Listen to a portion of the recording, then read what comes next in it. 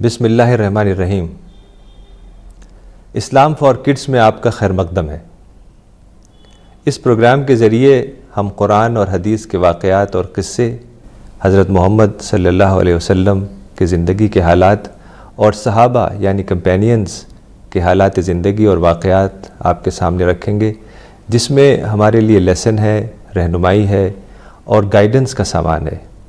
اسی کے ساتھ ساتھ اسلام کی وہ ٹیچنگز بھی آپ کے سامنے پیش کریں گے جس میں مورل ویلیوز سکھائی گئی ہیں، تاکہ ہم دنیا اور آخرت میں کامیابی حاصل کر سکیں۔ آج ہم حضرت ابراہیم علیہ السلام کا قصہ آپ کو سنائیں گے۔ حضرت ابراہیم یا ابراہم ایک بہت بڑے پیغمبر تھے، اسی لیے دنیا کے 3 بڑے مذہب یعنی جوڈائزم، کرسچینٹی اور اسلام ان کو ایک بڑے پیغمبر کے طور پر مانتے ہیں، اور جیوز، کرسچنز اور مسلمز ان کو برابر کی رسپیکٹ دیتے ہیں۔ حدیث کے مطابق حضرت ابراہیم علیہ السلام کو ابو الانبیاء کہا گیا، یعنی پیغمبروں کے والد، the father of the prophets. اس کا مطلب یہ ہے کہ بائبل میں اور قرآن میں جتنے پیغمبروں کا ذکر ہے، جتنے پروفٹس کا ذکر ہے، ان میں سے زیادہ تر پروفٹس حضرت ابراہیم علیہ السلام کے خاندان میں پیدا ہوئے، انہی کی نسل سے ہیں۔ مثلا اسماعیل، اسحاق، یعقوب، یوسف، موسیٰ، ہارون، داؤد، سلیمان، یحییٰ اور عیسیٰ، یعنی اسماعیل، Isaac, Jacob, Joseph, Moses, ایرن، David, Solomon, جان اور جیزس۔ اور اسی کے ساتھ ساتھ حضرت محمد صلی اللہ علیہ وسلم بھی حضرت ابراہیم کے خاندان سے تعلق رکھتے ہیں، انہی کی نسل میں آپ پیدا ہوئے۔ حضرت ابراہیم کا ذکر قرآن میں 67 ٹائمز آیا ہے، اور ان کا ذکر بہت اچھے انداز میں آیا۔ خاص طور سے حضرت ابراہیم کا جو اعلیٰ کیریکٹر تھا، جو اعلیٰ اخلاق تھا، اس کا قرآن میں کئی جگہ ذکر آیا۔ مثال کے طور پر قرآن میں آیا کہ حضرت ابراہیم عہد کو پورا کرنے والے تھے، یعنی وہ ایک ٹرسٹ وردی انسان تھے۔ اور قرآن میں آیا کہ حضرت ابراہیم آزمائش میں پورا اترنے والے تھے، یعنی جب جب اللہ تعالیٰ نے ان کو آزمائش میں ڈالا تو وہ اس پہ پورا اترے۔ اس پروگرام کے ذریعے ہم انشاءاللہ آپ کو آگے وہ باتیں دکھائیں گے، وہ باتیں بتائیں گے جس میں حضرت ابراہیم علیہ السلام کی گہری آزمائش اللہ تعالیٰ نے کی، اور ہر بار وہ آزمائش میں کامیاب ہوئے۔ ایسے ہی قرآن میں آیا کہ وہ خدا کے سامنے بہت سرنڈر کرنے والے تھے۔ اذ قال ربہ اسلم، اذ قال لہ ربہ اسلم قال اسلمت لرب العالمین، کہ اس کے رب نے کہا کہ تم میرے آگے سرنڈر کرو، تو حضرت ابراہیم نے جواب دیا کہ میں سرنڈر کرتا ہوں رب العالمین کے سامنے، جو سارے کائنات کا مالک ہے۔ ایسے ہی قرآن میں آیا کہ وہ بہت نرم دل انسان تھے، یعنی حضرت ابراہیم کسی کو تکلیف نہیں دیتے تھے، ان کے دل میں کسی کے لیے برائی نہیں تھی، ان کے دل میں سب کے لیے خیر خواہی، کمپیشن اور ہمدردی کے جذبات تھے۔ اسی طرح قرآن میں حضرت ابراہیم کے بارے میں حنیف کا لفظ استعمال ہوا۔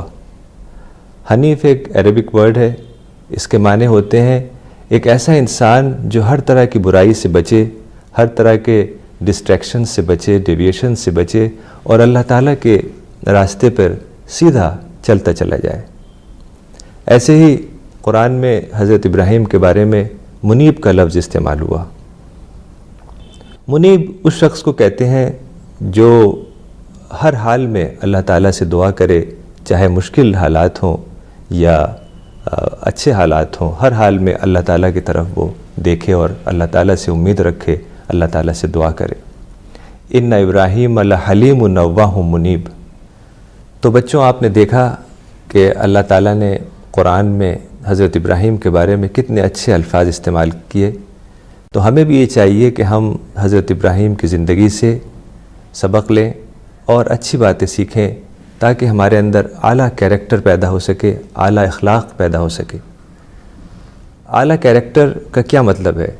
اس کا مطلب یہ ہے کہ انسان اپنے اندر اچھائی پیدا کرے اور برائی سے بچے۔ مثلاً وہ سچ بولے اور جھوٹ نہ بولے۔ قرآن میں آتا ہے فی مقعد صدق عند ملیک مقتدر، یعنی سچائی کی سیٹ پر مالک حقیقی کے پاس۔ جب آخرت میں ڈے آف ججمنٹ ہوگا تو وہاں جب سارے لوگ حاضر ہوں گے اللہ تعالیٰ کے سامنے، تو کچھ جگہیں ایسی ہوں گی جہاں وہ لوگ بیٹھیں گے جو اس دنیا میں سچ بولتے تھے اور سچائی کا ساتھ دیتے تھے۔ ایسے ہی انسان برائی سے بچے اور اپنے اندر اچھی باتیں پیدا کرے، جیسے وہ سچ بولے، جھوٹ نہ بولے، اس کے اندر لوگوں کے لیے کمپیشن ہو، فارگیونیس ہو، وہ ایک ٹروتھفل انسان ہو، نان وائلنس پہ چلنے والا انسان ہو، پیس کو وہ پسند کرتا ہو، اور اس کے اندر جو بری باتیں ہیں وہ نہ ہوں، جیسے وائلنس، اینگر، ہیٹ، تشدد، جیلسی، حسد، اس طرح کی نیگیٹو چیزوں سے وہ خالی ہو۔ غرض یہ کہ وہ ہر طرح کی نیگیٹو چیزوں سے بچے اور مکمل طور پر ایک پازیٹیو شخصیت بن جائے۔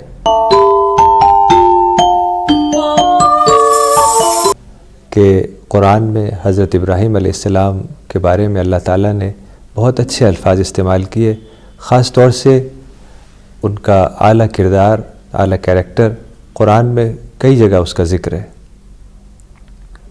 اسی طرح سے قرآن میں حضرت محمد صلی اللہ علیہ وسلم کے بارے میں آیا اِنَّكَ لَعَلَىٰ خُلُقٍ عَظِيمٍ، کہ تم ایک اعلیٰ اخلاق پر ہو، you have a sublime character. تو یہ سبلائم کیریکٹر کیا ہے؟ یہ اعلیٰ اخلاق کیا ہے جس کو قرآن میں خلق عظیم کہا گیا؟ اس کا مطلب یہ ہے کہ آپ کا اخلاق برتر اخلاق ہونا چاہیے۔ یہ نہیں کہ اگر کوئی آپ کے ساتھ برائی کرے تو آپ بھی اس کے ساتھ برائی کریں، اور کوئی اگر آپ کے ساتھ بھلائی کرے تو آپ اس کے ساتھ بھلائی کریں، بلکہ ہر حال میں بھلائی کا معاملہ کریں آپ۔ اس کی مثال ہمیں حضرت محمد صلی اللہ علیہ وسلم کی زندگی سے ملتی ہے۔ آپ کو معلوم ہے اللہ تعالیٰ نے 610 AD میں پروفٹ محمد کو پیغمبر بنایا اور آپ کے اوپر قرآن ریویل کیا، اور اللہ تعالیٰ نے پروفٹ محمد کو حکم دیا کہ تم مکے والوں کو قرآن کا پیغام، قرآن کا میسج پہنچاؤ۔ تو جب رسول اللہ نے قرآن کا میسج مکے والوں کو دینا شروع کیا تو وہاں کے لوگ تقریباً سب کے سب آپ کے خلاف ہو گئے، بلکہ آپ کے دشمن بن گئے اور طرح طرح سے ستانے لگے۔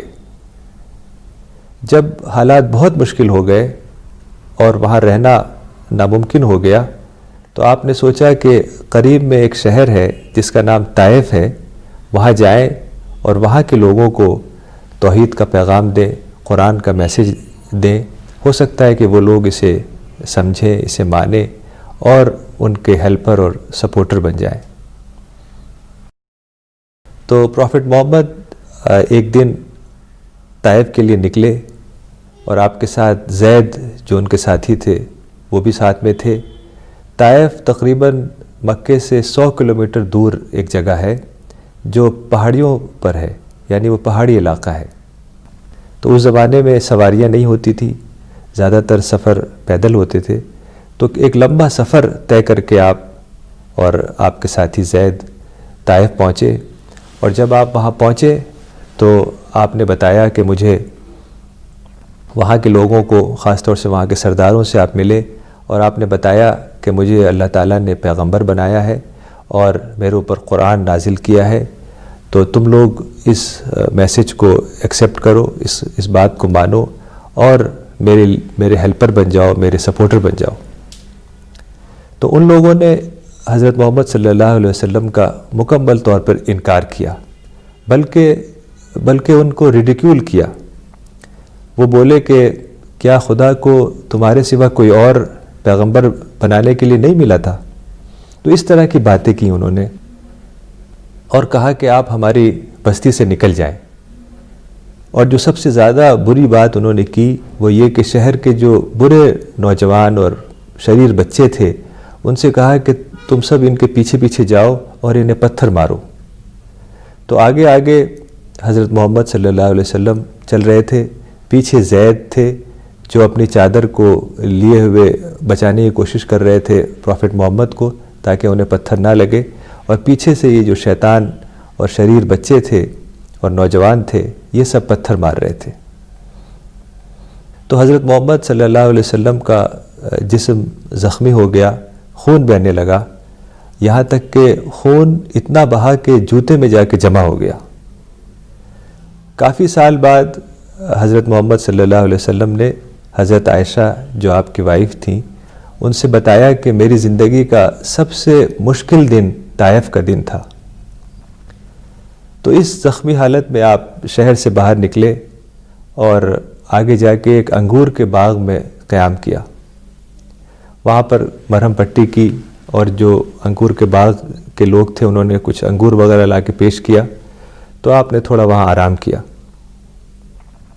جب آپ وہاں انگور کے باغ میں تھے تو ایک فرشتہ آیا اور فرشتے نے سلام کیا، اور فرشتے نے کہا کہ میں ملک الجبال ہوں، یعنی پہاڑوں کا فرشتہ، Angel of the mountain.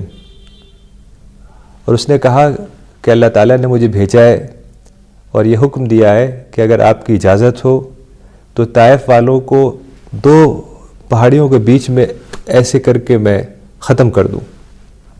Taif دراصل 2 پہاڑیوں کے بیچ میں تھا، ادھر بھی پہاڑ اور ادھر بھی پہاڑ، تو فرشتہ یہ کر سکتا تھا کہ دونوں پہاڑوں کو ایسے کر دے اور طائف والے بالکل پس کے ختم ہو جائیں۔